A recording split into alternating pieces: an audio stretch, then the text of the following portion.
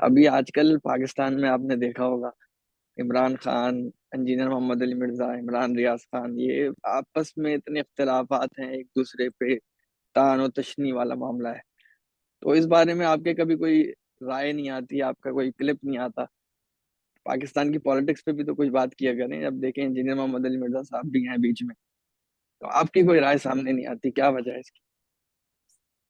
یار اس کی دو وجوہات ہیں اور بڑی خطرناک وجوہات ہیں۔ وجہ نمبر ایک تو یہ ہے کہ ظاہر ہے کہ ہمیں کبھی بھی سیاسی معاملات میں ویسی ایکسپرٹیز ہو ہی نہیں سکتی جو باقاعدہ سے وہ افراد جو فیلڈ میں کام کرنے والے ہوتے ہیں ان کی ہوتی ہے۔ اس لیے کہ اگر ہم سیاسی حوالے سے کوئی رائے دیں، آپ خود غور کیجیے گا ہمارے پاس بنیاد کیا ہے؟ بنیاد ہے ہمارے پاس صرف میڈیا، کہ جو ہم دیکھیں گے جو ہم سنیں گے اس بنیاد کے اوپر کوئی رائے دے دیں گے۔ اور سیاست کے اندر جو کچھ آپ دیکھ رہے ہوتے ہیں وہ اصل ہوتا ہی نہیں، اصل اس کے پردے کے پیچھے کچھ ہو رہا ہوتا ہے، وہ پیچھے کا معاملہ کچھ اور ہے۔ تو جب تک انسان پریکٹیکل فیلڈ میں داخل نہ ہو، پیچھے کے معاملات پر اس کی گرفت نہ ہو، تو یہ جو ہمیں دکھ رہا ہوتا ہے اس بنیاد پر کوئی رائے قائم کر لینا میرا خیال ہے سب سے زیادہ کمزور موقف ہوتا ہے۔ اس لیے ذہن میں رکھ لیں کہ جو بھی افراد ہیں کہ جو فیلڈ میں کام کرنے والے ہیں، ایسے صحافی ہیں جو فیلڈ میں کام کرنے والے ہیں، ان کو بہت کچھ معلومات ایسی ہوتی ہیں جو ہمارے وہم و گمان میں بھی نہیں ہوتی۔ تو اس وجہ سے آپ نہ حتمی رائے دے سکتے ہیں، نہ ایک اچھا موقف آپ اڈاپٹ کر سکتے ہیں۔ تو یہ مسئلہ ہے اس کے اندر۔ اور دوسری بات یہ ہے کہ پاکستان کے ماحول کو انڈرسٹینڈ کرنا بھی بہت ضروری ہے۔ اور میرا اس کے اندر بہت سخت ایک نقطۂ نظر ہے، آپ نہ ہی سنیں تو زیادہ اچھا ہے، ورنہ شاید آپ کا بھی دل دکھے، مجھے بھی نہیں، بیان کرنے بتا میں دیں، تکلیف ہو۔ میرے خیال میں تو بتا دیں آپ۔ دیکھیں بتا یہ دوں کہ اللہ تعالیٰ نے، اب یہ لیکچر لمبا نہ ہو جائے، میں پوائنٹ ٹو پوائنٹ مختصراً سمجھا دیتا ہوں کہ بعض قومیں ایسی ہوتی ہیں کہ جس پر اللہ رب العزت کی جب گرفت ہوتی ہے تو اس کا انداز ہے جس کو قرآن نے ذکر کیا، اس کے اصول ذکر کیے، ضوابط ذکر کیے۔ اور ایک بڑی مشہور آیت ہے جو آپ نے سنی ہوگی کہ اللہ فرماتے ہیں کہ ہم اس قوم کی حالت نہیں بدلتے جب تک قوم خود اپنی حالت نہ بدلے، ٹھیک ہے نا؟ اسی کے مقابلے میں سورہ بالکل انفال کی ایک آیت ہے، وہ غور کیجیے گا، اللہ فرماتے ہیں ان اللہ لم یکن مغیرا نعمتا انعمها علی قوم حتی یغیروا ما بانفسہم۔ اگر اللہ نے کسی قوم کو نوازا ہوا ہے تو یہ نعمتیں بھی اللہ اس وقت تک نہیں چھینتا جب تک وہ خود ایسی حرکتیں نہ کرے اور اپنے آپ اپنے پیروں پہ کلہاڑی نہ مارے۔ یہ دو آیتیں الگ الگ ہیں۔ ایک ہے کہ کسی قوم کو ترقی عروج پر لے کر جانا، جب تک قوم خود نہیں چاہے گی آگے نہیں نکلے گی۔ اور دوسری جگہ اللہ نے فرمایا اگر کسی قوم کو اللہ نے انعاموں سے نوازا ہے، اللہ چھینتے نہیں ہے جب تک وہ خود نہ گرے۔ یہ دو آیتیں آپ کے ذہن میں آ گئی۔ اب مسئلہ بالکل یہ ہے کہ اگر کوئی قوم اپنے آپ کو گرانے پر آ جائے اور سمجھانے پر بھی نہ سمجھے، ان کے سامنے احکامات بھی ہیں، ان کے سامنے حق واضح بھی، حق واضح مطلب ہر چیز اوپن ہے، یار مجھے معلوم ہے یہ سچ ہے یہ جھوٹ ہے، اور پتہ بھی ہے کہ جھوٹ ہے اور جھوٹ برا ہے، اس سے سامنے والے کو نقصان ہو رہا ہے، میں دھوکہ دے رہا ہوں، میں چیٹنگ کر رہا ہوں، سب کچھ ہمیں سب معلوم ہے۔ تو جب جان بوجھ کر انسان گرنے کے اوپر آ جائے تو اس کے لیے اللہ رب العزت پھر اس قوم کی حالت جانوروں والی بنا دیتا ہے۔ جیسے قرآن پاک میں آپ پڑھیں نا، اصحاب السبت کا واقعہ قرآن پاک ذکر کرتا ہے۔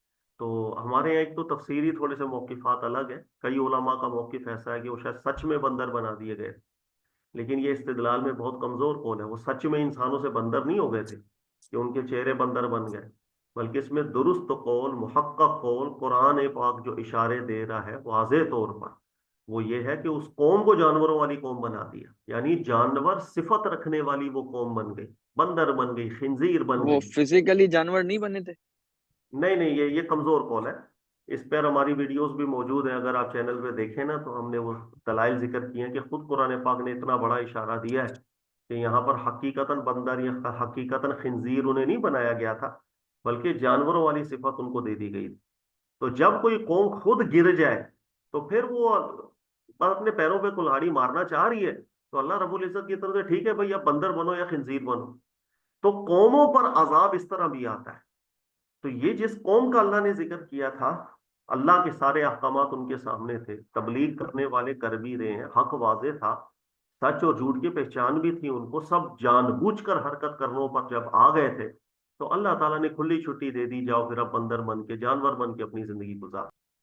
پاکستان کے اندر بدقسمتی یہ ہے کہ سر میرا نقطہ نظر یہاں پر بڑا عجیب ہے، اور وہ یہ ہے کہ پاکستانی قوم ابھی بالکل بندر بنی ہوئی قوم ہے۔ جانوروں سے تشبیہ دینے کی حقیقت تو آپ سمجھے نا، حقیقت کیا تھی؟ آپ جانوروں کو دیکھیں، وہ ان کے لیے کوئی حلال نہیں ہوتا، کوئی حرام نہیں ہوتا، چھینا چھپٹی ہوتی ہے۔ بندر کو ذرا غور سے تو دیکھیں، وہ کرتا کیا؟ وہ بس چھینے گا، ادھر سے بھی آئے ادھر سے بھی میرے پاس آئے، اس کو کوئی پرواہ نہیں ہوتی کسی چیز کی۔ تو جب قوم اس حالت کے اوپر آ جائے کہ سدھار اپنے کو تبدیل کرنا نہیں چاہتی، اسی میں خوش ہے، تو بس وہ بندر بن کے زندگی گزارے۔ تو یہ ہے مجھے جو اب پاکستانی قوم کے حوالے سے، میں شاید لوگ ناراض نہ ہو جائیں، میں اس لیے کہہ رہا تھا کہ میرا موقف اس کے اندر بڑا سخت ہے، کہ شاید وہ کسی کو سمجھ میں آئے یا نہ آئے۔ تو ہمیں بالکل پوری دنیا کو دیکھ لیں آپ کہ پاکستان کا مذاق بنتا ہے، پاکستانیوں کی حرکتوں کا مذاق بنتا ہے۔ ہم پر اعتماد نہیں ہے لوگوں کا، ٹرسٹ نہیں کرتے لوگ ہم پر۔ دنیا میں کہیں جا کر آپ بات کریں، بالکل بھروسہ کرنا بڑا مشکل ہو جاتا ہے۔ بالکل بلکہ ایسے ہی ہے۔ دنیا دور کی بات ہے، خود پاکستان کے اندر بھی آپ کسی سے بات کر رہے ہوتے ہیں تو ہمیں خود اعتماد نہیں آ رہا ہوتا۔ آپ کے سامنے ایک گورا ہو اور ایک پاکستانی کھڑا ہو جائے مثال ہے، تو آپ کا خود دل کہہ رہا ہوگا یار اس کی بات پر میں پھر اعتماد کر لوں، یہ کہیں دھوکہ ہی نہ دے کے چلا جائے۔ تو بالکل پوری دنیا میں لوگ جانور ہی سمجھ رہے ہیں، آپ کی کوئی عزت نہیں، آپ کی کوئی ویلیو نہیں ہے۔ تو ہمیں یہ جو قوم ہے نا، یہ عجیب قوم ہے، اس میں سب برابر نہیں ہوتے۔ قوم کہنے کا مطلب یہ نہیں ہوتا کہ 100% آپ سب کو بیچ میں لے کر کے آ جائے۔ اصحاب السبت کے اندر بھی اللہ قرآن میں ذکر کرتے ہیں اچھے لوگ بھی تھے، لیکن وہ کم تعداد ہو جاتی ہے۔ سب سے یعنی بڑی بات میں آپ اکثریت۔ کو بتا، اکثریت بات ہوتی، اچھا اور سب سے بڑی بات میں آپ کو بتاؤں سر، غور کریں ہمارے یہاں پر جو جو سمجھانے والے، جیسے کہتے ہیں تبلیغ کرنے والے اہل علم طبقہ، سر اس کے اندر سب سے زیادہ بگاڑ آپ کو نظر آ رہا ہو۔ عوام الناس کے مقابلے میں یہاں پر بگاڑ اور زیادہ۔ یہاں کوئی بھی شخص اگر دینی حوالے سے کوئی کام کرنا چاہتا ہے، کوئی خدمت کرنا چاہتا ہے، اللہ قرآن میں ذکر کرتے ہیں کذالک جعلنا لکل نبی عدوا، کہ اللہ نے فرمایا کہ ہر نبی نے جب دعوت دی تو ان کے سامنے دشمن آ جاتے تھے، انسانی شیاطین بھی سامنے آتے تھے اور جنات بھی آ جاتے تھے ان کو دشمنی کرنے کے لیے۔ تو حیرت والی یہ کہ ہر نبی جب اللہ کی دعوت دیتے تو دشمن جن شیاطین تھے جو سامنے کھڑے ہوتے تھے۔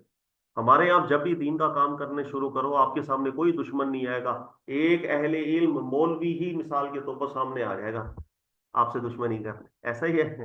بالکل ایسا ہی ہے۔ ایک دوسرے کی ٹانگ کھینچنے کے لیے ہم ہی لگے ہوئے، اس کی ٹانگ کھینچ تو وہ گمراہ ہے، وہ بد مذہب ہو گیا، یار وہ دیکھو اس نے کیا بات کر دی، تو جاہل ہے، اس کے پیچھے نماز پڑھنا حرام ہے، سلام کرنا حرام ہے۔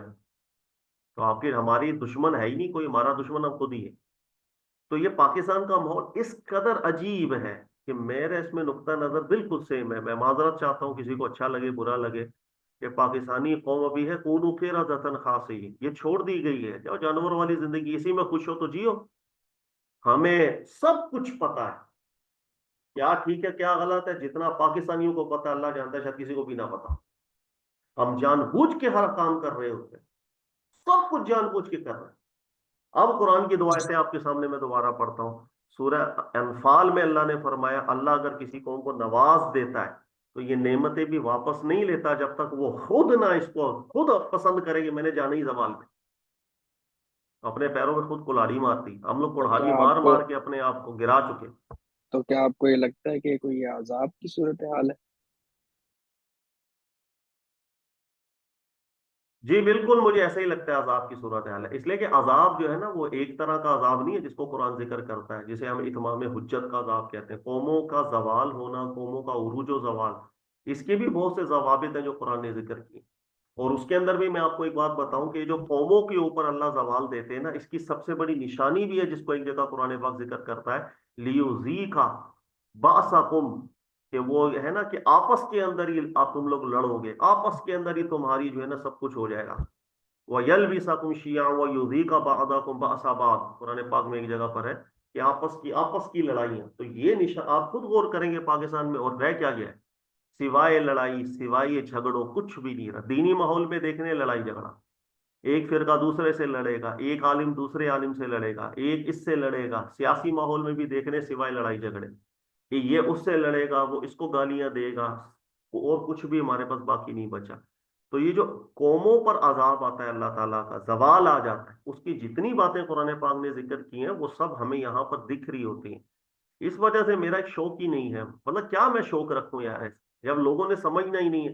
میں لوگوں کو کیا بولوں یار یہ ٹھیک ہے یہ غلط ہے؟ لوگوں کو نہیں پتا. وہ مجھ سے زیادہ پتا ہے سر. وہ مجھ سے زیادہ جانتے ہیں کہ کیا ٹھیک ہے کیا غلط. وہ درس دینے والے کو کبھی کبھی کہتے ہیں مولانا ڈنڈی نہ مار, یہاں پر یہ مراد نہیں ہے, یہاں پر یہ مراد. ریئلی ایسا ہوتا ہے, غلط جانی نہیں کر رہا. کئی دفعہ ایسا ہوتا ہے. مولانا یعنی تو کیا سب کو بات کر سب رہے ہیں. پتہ ہے. سب کو سب پتا ہے. ہم پتا ہونے کے باوجود یہ کام کر رہے ہیں, یہی تو پرابلم ہے. یہ اس طریقے کا معاملہ ہے کہ حق واضح ہونے کے بعد بھی ڈٹے ہوئے غلط بات. پھر اسے بھی ایسا لگتا ہے نا, میں نے آپ سے ذکر کیا کہ پاکستانی قوم جو ہے نا بہت مشکل. یہاں پر ہم بھی, یہاں مولانا بھی بک جائے گا سر. یہاں پر جب مقاصد سامنے آتے ہیں نا تو بہت کچھ ہو جاتا ہے. یہاں پر اقوال بدلتے ہوئے یا نیتیں بدلتے ہوئے ارادے بہت کم لوگ ہوں گے. جس طرح صابو سب کی میں نے آپ کو مثال دی, کم لوگ ہوتے ہیں جو حق پر قائم ہوتے ہیں. اور جو حق پر قائم ہوگا کہ سر اس کو پھر جو جتنی تکالیف دی جاتی ہیں نا وہ بھی پھر باہر ہے. اس لیے کہ قوم ہی برداشت نہیں کر رہی ہوتی, قوم خود نہیں چاہ رہی ہو. یار یہ اتنا انصاف پسند کہاں سے آ گیا. یہ حق بات کرنے والا صرف بات نہیں کرنا, عمل. بھائی یہ کہاں سے آ گیا. اس نے تو ہمارے بھی دروازے بند کر دینے. وہ کہتے ہیں نا کہ ایک آفس کے اندر اگر کرپٹ ادارہ ہے, اس کے اندر کوئی شریف آ جائے تو کیا کریں گے؟ تو وہ شریف کو سائڈ لائن کریں گے, اس کو اسی کام کو نہیں کرنے نکالیں دیں گے, گے. بالکل ایسے ہی. تو آبویسلی یہ یہی سارا ماحول. معاملہ جب اتنا خراب ہے تو پھر اس کا حل کیا نظر آتا ہے؟ حل کیا ہے اس اس کا حل وہی ہے جو اللہ نے ذکر کیا. پوری قوم جس وقت تک دوبارہ اٹھنا نہیں چاہے گی نہیں ہوگا. پوری قوم جانتی ہے, وہ جان بوجھ کر ٹھیک اور غلط کی پہچان رکھ کے سب کام کر رہی ہے. سر اس کے بعد پوری کچھ قوم؟ نہیں ہے. دیکھیں میں ایک مثال آپ کو دیتا ہوں. علم جو ہوتا ہے وہ انسان کو ضرر سے بچاتا ہے. میرے سامنے دو برتن رکھ دیں اور ایک یہاں دودھ پیتا بچہ ہے, چھوٹا سا بچہ جس کو بھی سمجھ کچھ نہیں, اس کے سامنے بھی دو برتن رکھ دیں. ایک میں زہریلا کھانا ڈال دیں اور ایک میں زہریلا کھانا نہ ہو.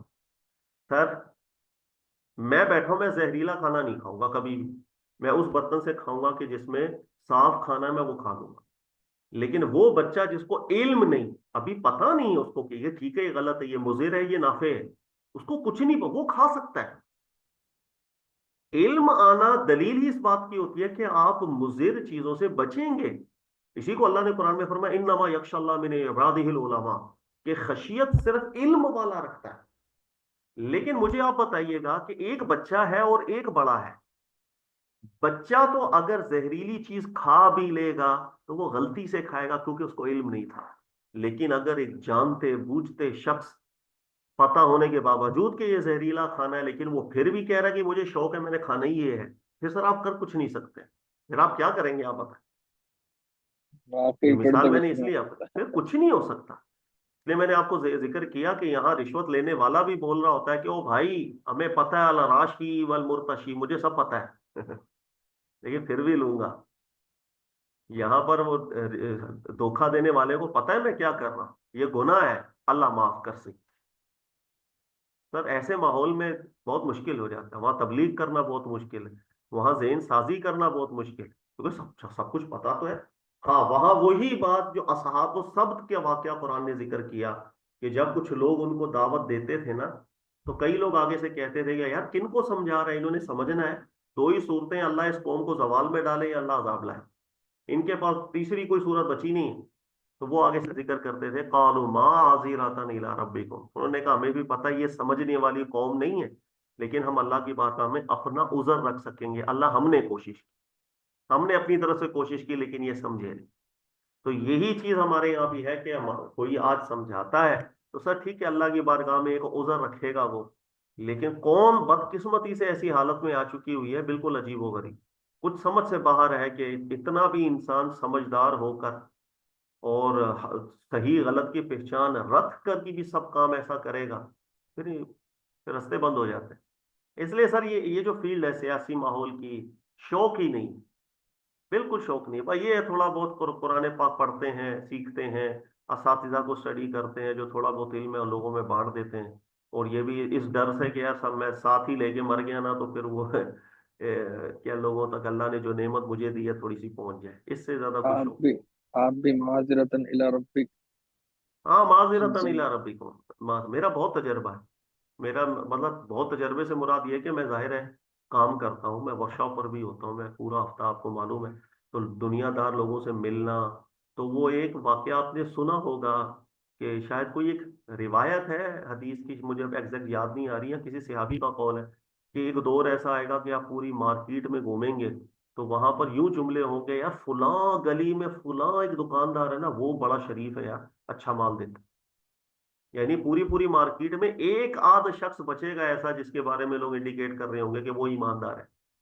یہ حالتیں ہم نے خود دیکھی ہیں، آبزرو کی، اتنی صحیح چور بات ہے، یہی بازاری ہے کہ حالت ہے ایسے ہی بالکل ایسے ہی انڈیکیٹ ایسے۔ کیا جاتا ہے کہ او بھائی کہاں جا رہا ہے مارکیٹ، جا او بھائی فلاں جگہ پر جانا ورنہ تو لوٹنے والے وہاں پہ بیٹھے ہوئے ہیں، سب ایسا کریں گے ویسا کریں گے۔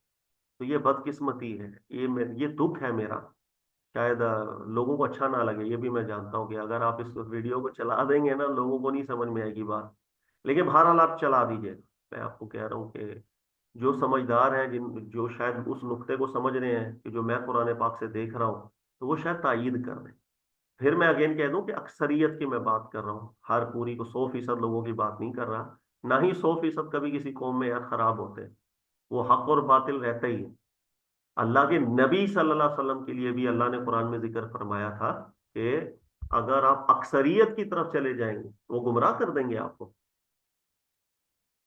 تو اکثریت نہیں، کم ہو لیکن حق پرست لوگ ہوتے ہیں، ہر دور میں اللہ تعالیٰ نے بنائے ہوتے ہیں۔ ایک عربی میں محاورہ بنا ہوا ہے باقاعدہ، لکل فرعون موسیٰ، جس دور میں فرعون آئے گا اللہ کی طرف سے ایک موسیٰ بھی آئے گا۔ ٹھیک ہو گیا سر، بہت شکریہ، آپ نے اپنا موقف دے دیا تمام باتوں پر۔ تو انشاءاللہ اگلی نشست میں آپ کے ساتھ پھر حاضر ہوں گے کچھ مزید سوالات کے ساتھ۔ ٹھیک ہے انشاءاللہ جی، کوئی نہیں مسئلہ، اللہ تعالیٰ خیر کرے۔ دکھ سننے ہو تو سیاسی کوئی موضوع چھیڑ دیجیے گا، اگر کوئی استدلالات سیکھنے ہیں تو کوئی علمی موضوع لے لیجیے گا، اس میں ہمیں استدلال بتا دیں گے آپ کو، بھائی یہ جو ہے نا عبارت النص ہے، یہ دلالت النص ہے، اشارت النص۔ سیاست میں گفتگو کریں گے تو بس وہ صرف صرف دکھ ہے جو سامنے نظر آ رہا ہے، اس کے علاوہ کچھ بھی نہیں۔ بالکل، اور اللہ تعالیٰ بالکل کا صحیح ساتھ دے۔ فرما رہے ہیں، بالکل صحیح فرما رہے ہیں، بہت شکریہ۔ بہت جی، جزاک اللہ، السلام علیکم۔